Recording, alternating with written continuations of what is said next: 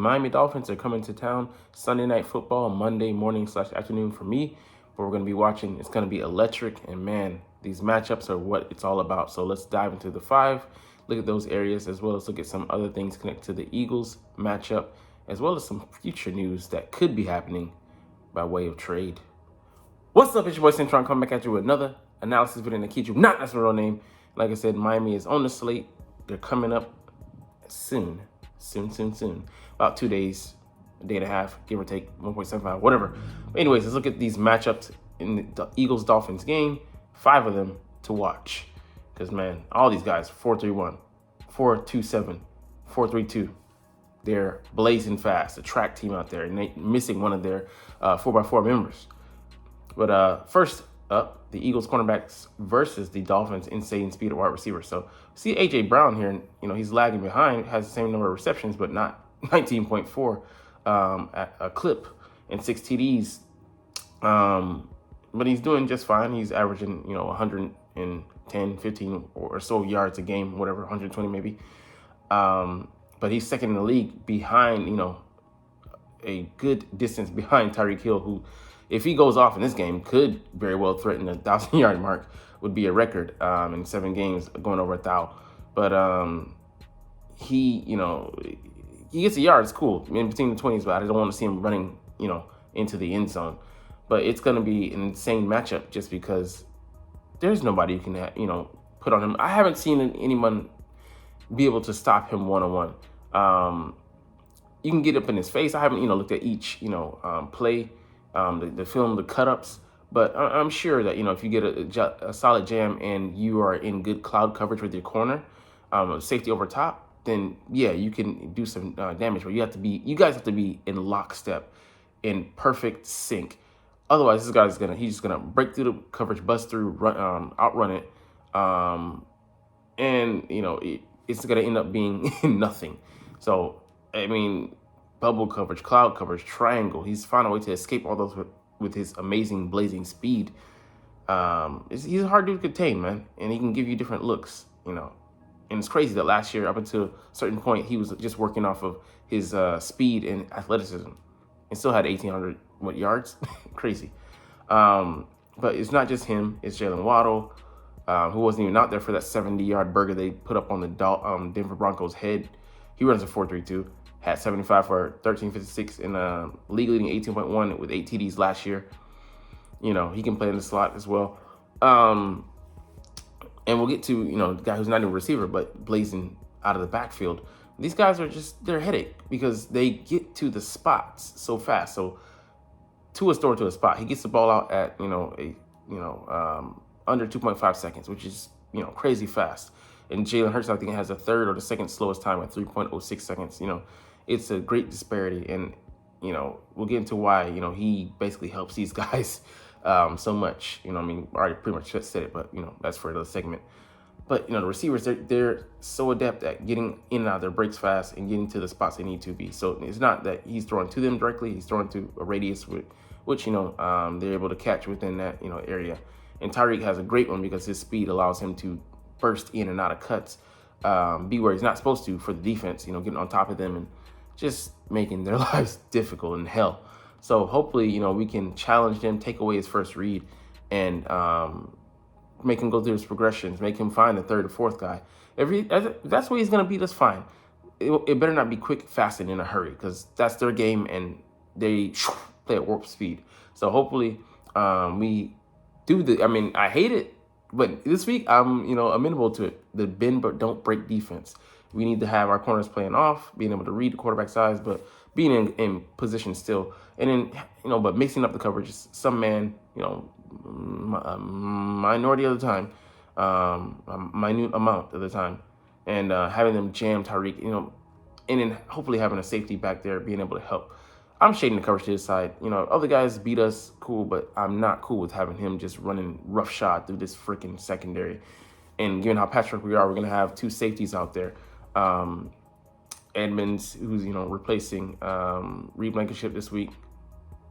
Or, no, he's replacing Justin Evans, who's on IR, slated to miss 3 more games, including this one. And Reed Blankenship, who got cheap shotted last week with the ribs, he's out again with a rib injury, and he's not going to be able to make this one. So Sidney Brown's going to be getting his first start, which looks like. So if those guys aren't playing in sync, even with Bradbury out there in Slay, coming back for this game, it's going to be donezo. So who's going to play in the slot? I think it's going to be a mix of what's his name? We just signed him, Josiah Scott, as well as not Bradley Roby. What's his name? Darn it! What's the guy's name? Our other slot corner. Damn, it just evades me at this point. But I'm gonna come back to that in a second. But another coverage we could do is putting having Slay be on the outside, Joe being on the other outside corner position, taking the place of Bradbury, putting him in the slot. Because at this point, he's not good. He's not bad. He's okay in the slot, but he's better than what we have. And Joe, if he can hold up somewhat, he showed he can a little bit.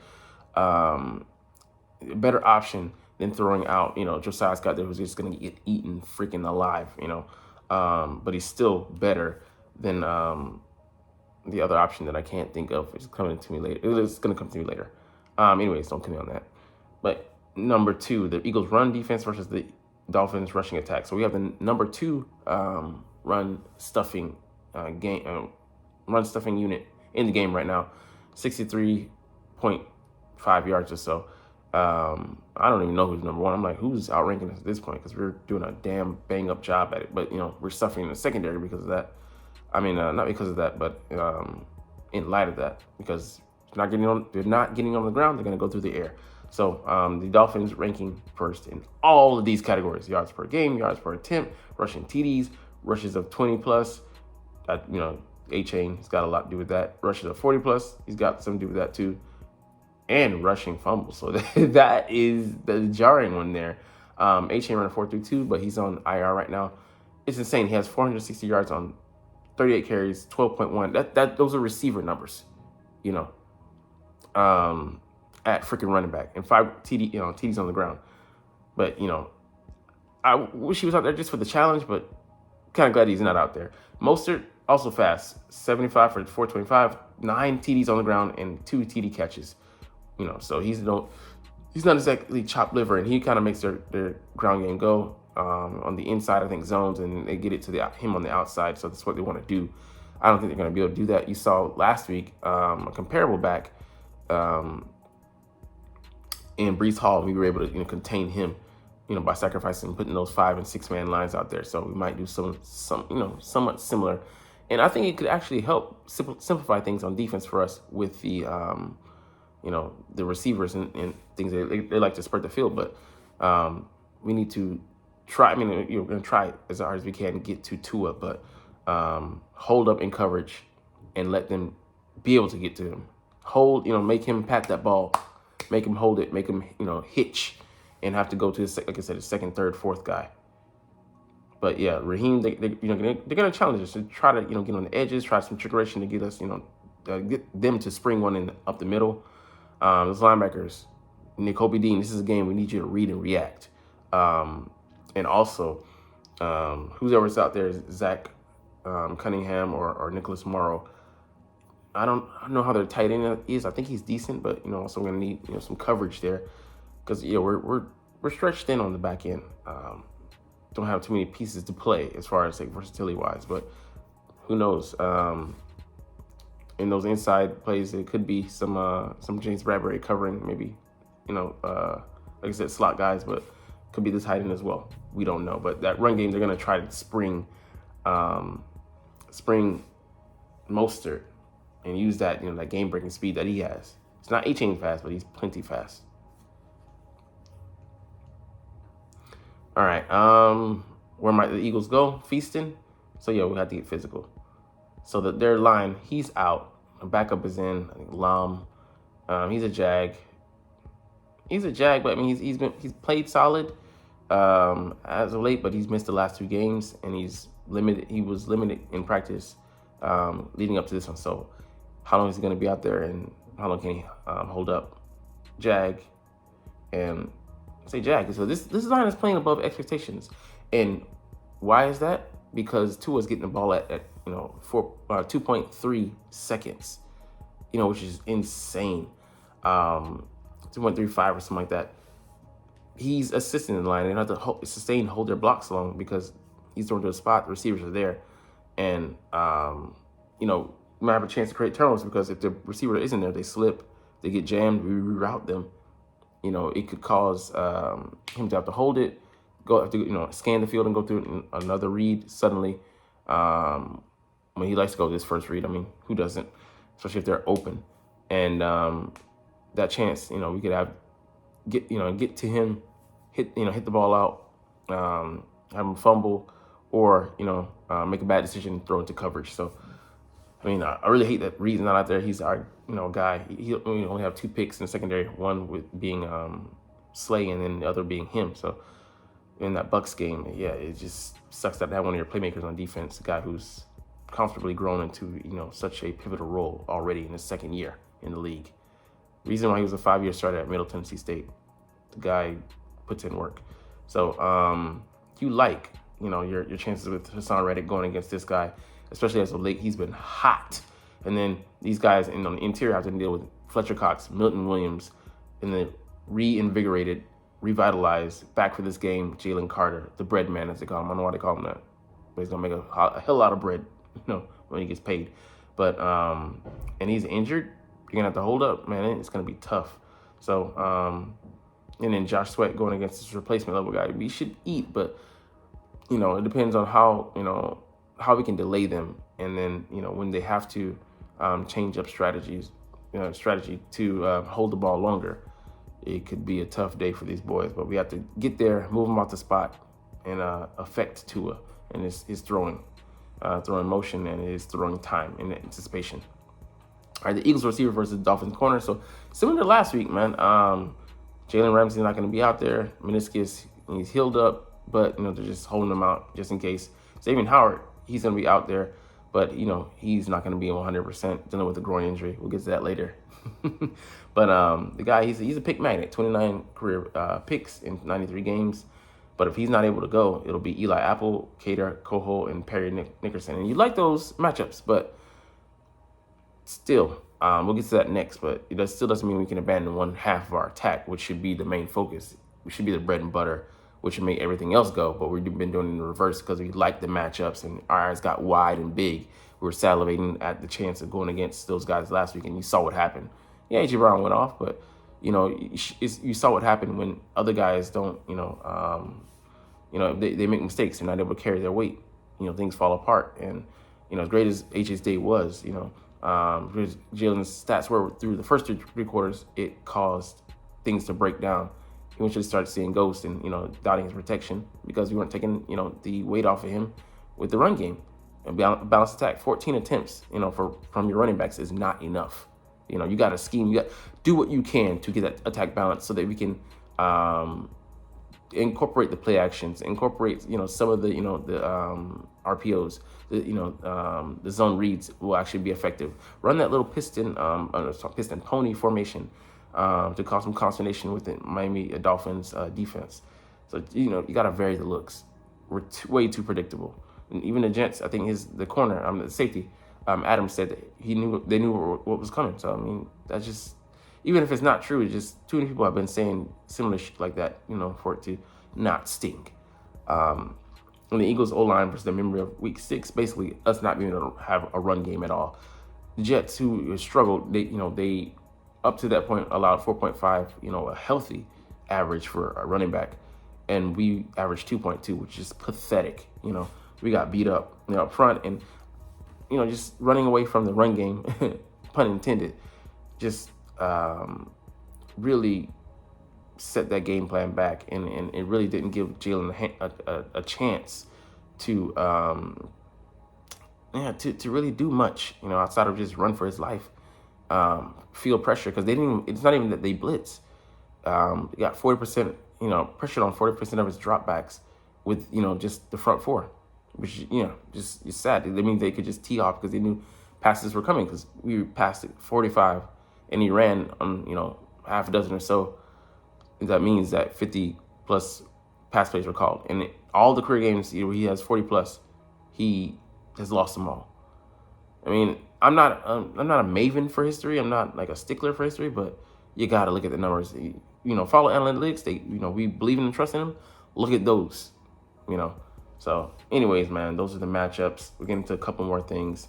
The injury report. So, guys that have been ruled out: Reed Blankenship with that rib, like I said, dirty shot, might be out a game or two. Brad Roby, similar shoulder, but it's a pec strain, might be out a game or two. So that's why we called, I almost said Ridley Scott, alien. He's alien to us now in this franchise. But we brought him back from the Steelers practice squad to our roster. One Josiah Scott. So he's a dead man walking out there. I mean, but better than nobody. And we also cut, but I'll sign back to our practice squad. What's his name? Can't think of his name. Oh my goodness, the other corner. Gosh, I'm so bad with names today. Anyways, grace period. But yeah, Eli Ricks might be out there in the slot as well, rotating there. We'll see, but I don't know how that'll go. But the guys that were on the injury report, but now with no designation, Lane Johnson with that ankle, just miraculous that he's coming back, just amazing. Hope he doesn't re-injure, but I think he'll be good to go. He looked good on the tape. Jalen Carter with the ankle, he's wearing a knee brace to not have him lean on that. He was overcompensating, with that ankle injury with knee, and it affected him. So preventative measures, Devonta Smith with that hamstring, but he looked damn fine going through those drills, yeah. So he'll be good to go. Dallas Goedert limited, but he's gonna play. They're weak against tight ends, so hopefully he's able to mostly be uninhibited. Darius Slay full practice 2 days in a row, so he's good to go. Those guys are all there, and then we have Eli Ricks. I mentioned above, but he was full practice for 2 days as well. I'm missing a guy or two, but those were the only 2 guys ruled out, and it's good to get them back, especially Jalen Carter. I want to see what he's able to do against that Miami D line. If they're able to blow things up, push guys back into the the quarterback's lap, that would do wonders for them, interrupting that dynamic passing game. So let's get to the Dolphins injuries. Like I said, Xavier Howard's questionable. Jalen Ramsey, he's been ruled out. Also questionable. This DB, I don't know if he's a safety or corner. And then Connor Williams with that groin, you'll see if he's able to hold on throughout the game. So if he has, mid-game replacing guys is so much tougher than guys being ruled out and then someone practicing in their stead all week. So see how that goes. But I found this list of 3 guys, no pizza, pretty interesting. So 3 players who make sense for the Eagles at the trade deadline 2.0. And it's actually not this guy. It's this guy. You're like, who's that? It's Jalen Thompson, number 25, the safety for the Cardinals. Slider frame, he's like 5'11", $190. You're like, what can this guy do? But he's a Swiss Army knife. His versatility. Look at the numbers here. Each year he's kind of like been highlighted in a different position. Like last year, he played mostly at free safety, but the slot, good number of snaps, as well as box safety. 2021, more the same, but also pretty balanced numbers. Also played in the slot heavy. 2023, he's been relegated to more like a slot corner, but he's also played at box a little bit. And outside corner, you can see, not that many snaps, but he can do it maybe in a pinch. And more leaning towards free safety this year, but, he had 121 tackles, 3 interceptions in 2021, 110 in interception, 8 breakups in 2022. And he's had a down year. He's been up and down this year. But yeah, he gives you, such great versatility. The only thing I'd say is his contract. 3 years, 36. How do you fit that in there? And if you're gonna get that, you might as well go for maybe a Justin Simmons. Even though it is, because it's like $13 million a year. 14. But I would say he's a better player at that position. If we're looking for somebody with versatility, go with him. I would say just Justin Simmons, better of a pure safety. Go with him. Kenny Moore, I wouldn't say so. I mean, yes, there's slot, but we have another guy who we traded for, Isaiah Rodgers, who's suspended right now. I think you should just stick with him and not go with a similar guy, because next year it's going to be Avante, Kenny Moore, and then Isaiah if we do that. And then Keyshawn Nixon, I'm not really, he's been up and down this year. More for his kick return ability, even though it's kind of like a dead game. We're taking that out of the game mostly, but yeah, those are options. I like the first one. The other two, I'm like, because they kind of just two more, more of the same, and then he's not really better than replacement level. So, anyways, man, get up out of here. I'm gonna go do a short real quick, but you've been short with me because you're not even here right now. But it's all good because I love talking about the Eagles and love making these videos. So we'll get up out of here. I'll get out of your hair. You're not even seeing my mug right now. So, anyways, as always, it's fly Eagles fly and let's motherfucking go. Like, comment, share, subscribe. Thanks for watching. Check me out at Centron Anime, Centron Life, or Centron Laughs, or other social media.